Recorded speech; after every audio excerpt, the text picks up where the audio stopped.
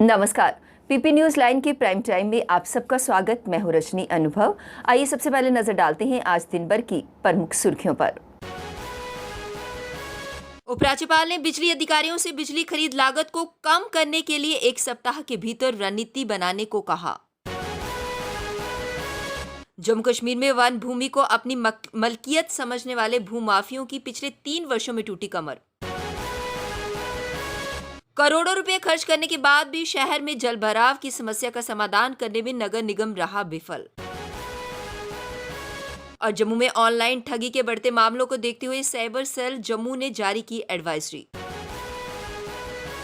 अब खबरें विस्तार से।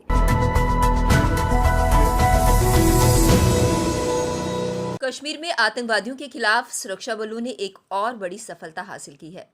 रविवार की रात को शोपियां के सादिक खान इलाके में सुरक्षा बलों और आतंकवादियों में हुई मुठभेड़ में लश्कर तैयबा के टॉप कमांडर इशफाक डार उर्फ अबू अकरम सहित 2 आतंकवादियों को मार गिराया गया।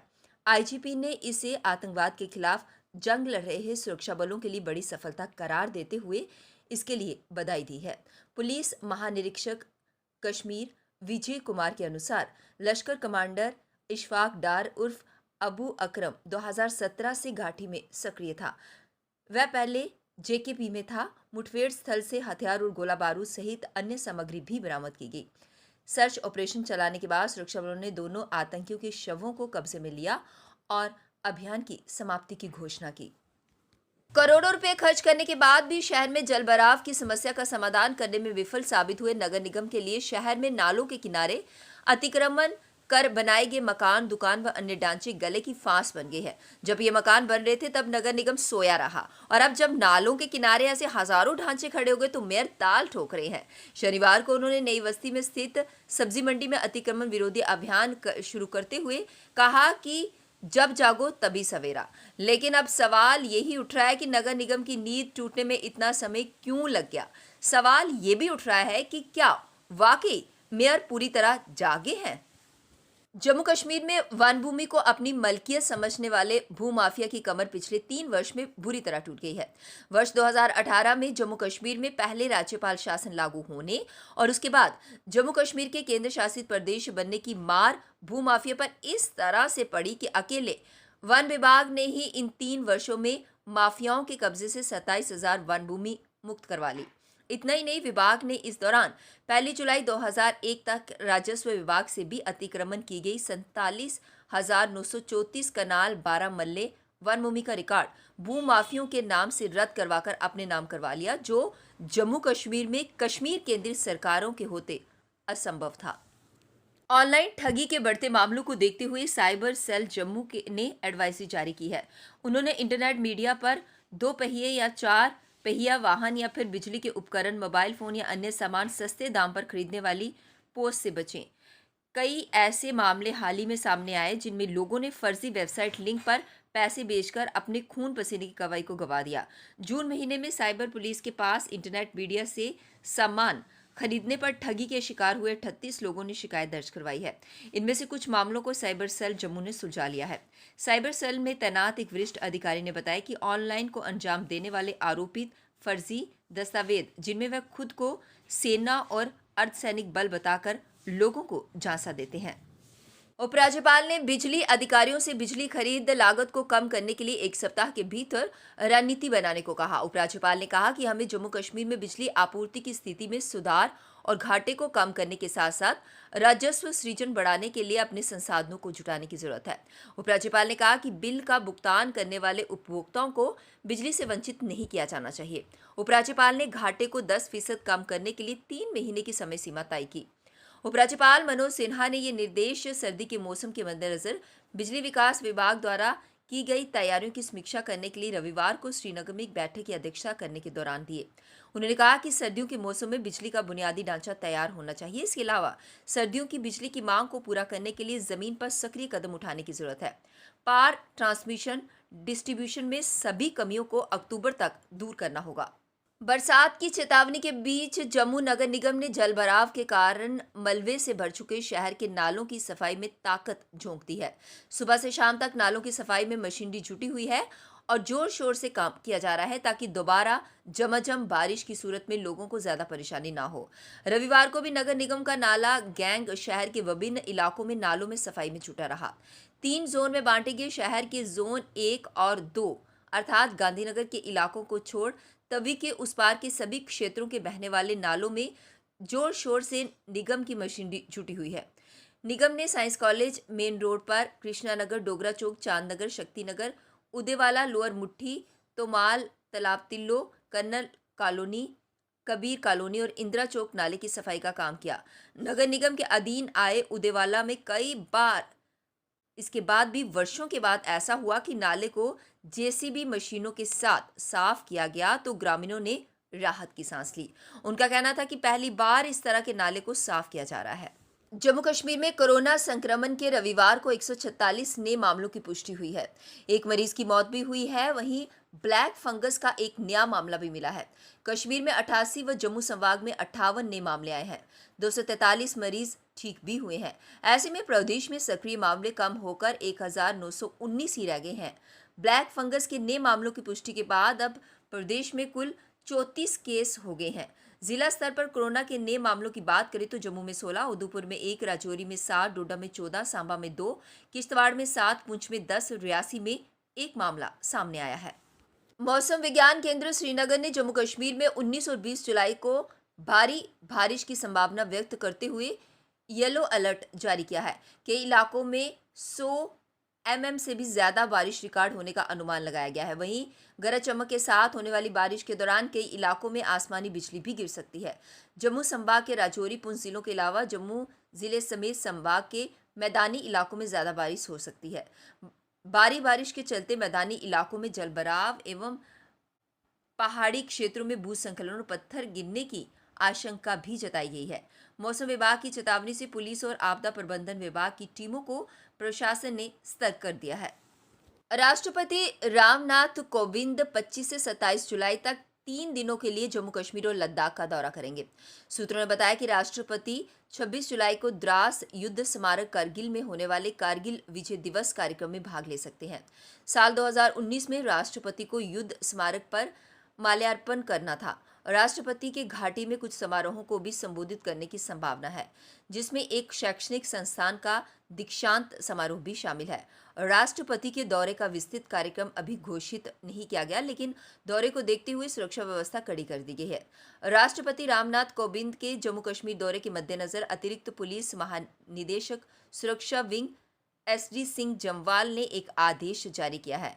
सभी अधीनस्थ कर्मचारियों को छुट्टी लेने से रोक दिया गया है। अब वक्त हो चला है ब्रेक का, मिलते हैं ब्रेक के बाद।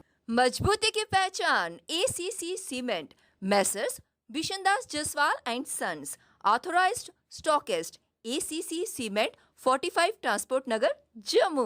ब्रेक के बाद बढ़ते हैं अगली बड़ी खबर की तरफ। स्पोर्ट्स पर्सन द्वारा MA स्टेडियम में स्पोर्ट्स काउंसिल के खिलाफ जबरदस्त प्रदर्शन किया गया। उन्होंने कहा कि स्पोर्ट काउंसिल ने अभी तक स्पोर्ट पॉलिसी नहीं बनाई है, जिससे स्पोर्ट्स पर्सन्स को काफ़ी दिक्कतों का सामना करना पड़ रहा है। इसके लिए उन्होंने उपराज्यपाल मनोज सिन्हा से अनुरोध किया है कि वे इस मामले में हस्तक्षेप कर मामले का संज्ञान लें। अब अम्बेडकर जी ने दुनिया का सबसे लंबा संविधान सिर्फ दो साल और 11 महीनों में फ्रेमवर्क किया, लेकिन स्पोर्ट्स काउंसिल से सिर्फ एक स्पोर्ट्स पॉलिसी पिछले 10 सालों से नहीं बन पा रही। और आपके माध्यम से हम लोग यही अपील करना चाहते हैं उप राज्यपाल मनोज सिन्हा जी से कि इस मुद्दे को अपने हाथों में लें और जल्द से जल्द इसका काम करवाएं और हमें हमारा जो अधिकार है, जो रोजगार का, वो दिया जाए। पैंथर्स पार्टी के चेयरमैन हर्षदेव सिंह द्वारा आज प्रेस कॉन्फ्रेंस संबोधित किया गया। उनका कहना यह था कि जम्मू के साथ हमेशा से ही भेदभाव होता आ रहा है। इसमें उन्होंने सरकार को आड़े हाथों लेते हुए कहा कि आज पढ़े लिखे युवाओं को सड़कों पर उतरना पड़ रहा है, उन्हें रोजगार मुहैया नहीं करवाया जा रहा। खासतौर पर जम्मू के युवाओं के साथ भेदभाव हो रहा है और इतना ही नहीं, हर एक क्षेत्र में जम्मू के साथ हमेशा भेदभाव होता रहा है। भारतीय जनता पार्टी पूरे तरीके से जिम्मेदार है। और दूसरी कैटेगरीज के भी जो अनएम्प्लॉयड यूथ हैं, सेमी एम्प्लॉयड हैं, अंडर एम्प्लॉयड हैं, डेली वेजेस हैं, कॉन्ट्रैक्चुअल्स हैं, रैबरे खेल के लोग हैं, फिजिकल एजुकेशन टीचर्स हैं, जो सड़कों के ऊपर बैठे हुए हैं, आज उनकी कोई भी सुनवाई करने के लिए तैयार नहीं है। भारतीय जनता पार्टी को इस संदर्भ में यहाँ के नौजवानों को जवाब देना होगा। और आने वाले वक्त में मैं ये कहना चाहता हूँ कि नौजवान इकट्ठा होकर भारतीय जनता पार्टी को ऐसा सबक सिखाएंगे कि कोई भी पॉलिटिकल पार्टी नौजवानों के जज्बात के साथ। JKRCEA द्वारा आज एक प्रेस कॉन्फ्रेंस को संबोधित किया गया। इनका ये कहना था कि एक तो स्टेटहुड को रिस्टोर किया जाए और दूसरा ये कहना था कि ब्यूरोक्रेट्स अपनी मनमानी करते हैं, जिससे बहुत सारे जो इनके मसले हैं वो अधर में ही लटके हुए हैं।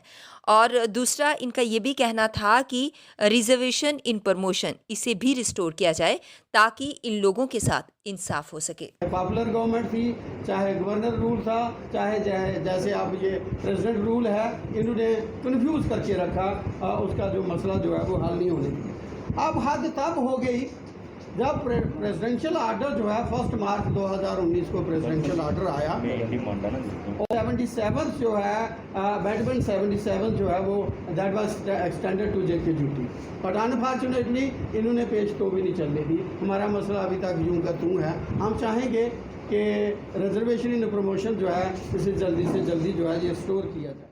बस स्टैंड शॉपकीपर एसोसिएशन द्वारा आज प्रदर्शन किया गया। उनका कहना ये था कि जो नया बस स्टैंड है उसका हम वेलकम करते हैं, पर जो 200 से 250 दुकानदार हैं उन्हें जितना नुकसान हुआ है उनके साथ भी इंसाफ किया जाना चाहिए। इसके लिए उन्होंने उपराज्यपाल से मांग की है कि जल्द से जल्द इस मामले में हस्तक्षेप कर इन लोगों के साथ इंसाफ किया जाए। कोई भी दुकानदार ऐसा नहीं है जिसने 3-4 मुलाजिम नहीं रखे हैं और उनके आगे फैमिली है 4-4, 5-5 आदमियों की। तो मैं गवर्नमेंट से अपील करना चाहूँगा, गवर्नर साहब से, डिप्टी साहब से और DC साहब से, JDA के वाइस चेयरमैन साहब से, पुलिस के आला अधिकारियों से मैं जो गुजारिश करता हूँ कि हमारे लोगों का भी ध्यान रखा जाए। जो यात्री बाहर से आते हैं वो इधर बैठते हैं ठंडी छाँव में। अगर किसी के पास 2 घंटा लेट है तो वो इधर अगर बैठता है तो उसको बैठने देना चाहिए, बाई फोर्सली किसी को उठाना नहीं चाहिए। JMC के बड़े बड़े दावे खोखले दिखाई दे रहे हैं। कुछ दिन पहले बरसात के दिनों की बात है, कुछ दिन पहले बारिश के कारण कालका कॉलोनी में बहुत से लोगों के घर ढह गए, जिसमें लोगों को काफ़ी मुश्किलें आई और इसमें JMC के आला अधिकारी वहां पर पहुंचे और लोगों को आश्वासन दिया कि उनके इस नुकसान की भरपाई जल्द से जल्द की जाएगी। और इतना ही नहीं, कल रात 11:30 बजे एक बार फिर से कालका कॉलोनी पर मानो कहर टूट पड़ा हो। लोगों के एकदम सारे मकान में पानी घुस आया और लोगों को काफ़ी नुकसान हुआ और इतना ही नहीं, उनके मकान भी ढह गए। उनका कहना यह है कि अभी तक कोई भी अधिकारी जिन्होंने आश्वासन दिया था वो अभी तक नहीं पहुंचे। इससे उन्हें काफ़ी दुख हो रहा है और उन्होंने मांग की है कि उनके साथ जल्द से जल्द इंसाफ किया जाए। नुकसान होया अज जे 8 दिनों में इत्थे करेट बन्नी ओड़े दे होंदे हैं। अज बच्चा जियां इंसान आखदा ना कि मां मरदी है तो बच्चा अनाथ होंदा है, अज असियां अनाथ होया कि आया नहीं है। क्यों 2 महीने बारिश आ से निके निके बच्चे लिए कितने जाना है, निके निके बच्चे लिए कितने जाना है। आज सानू 25-30 साल हो गया इतने बैठे थे, मगर कदे इहो जिहा पानी नहीं आया। जेड़ा पानी हुणे 2 बार च आया है, जेड़ा हुणे 2 बार च पानी आया है, इहो जिहा पानी कदे नहीं साढ़े इधर नाले विच चले आया। PP न्यूज़ लाइन के प्राइम टाइम के आज के इस अंक में बस इतना ही। मुझे और मेरी पूरी टीम को दीजिए इजाजत और आप देखते रहिए PP न्यूज़ लाइन। नमस्कार। जम्मू में आई टेस्टिंग की साइंटिफिक और मॉडर्न टेक्नोलॉजी के लिए हमेशा याद रखें जेम ऑप्टिशियंस, जहां पर रखा जाता है आपकी हर जरूरत का ख्याल। Gem opticians with the facility of eye exercise, A scan, biometry, pachymetry और ऑटोमेटेड फील्ड एनालाइजर। और हाँ, हमारे यहाँ बढ़िया क्वालिटी के ब्रांडेड स्पेक्टिकल्स, सनग्लासेस और कॉन्टेक्ट लेंसेज मिलते हैं। आपका भरोसेमंद एक ही नाम, Gem opticians, Gandhinagar. Gem opticians, Nai Basti. Gem opticians, Amphalla. Gem opticians, Trikuta नगर।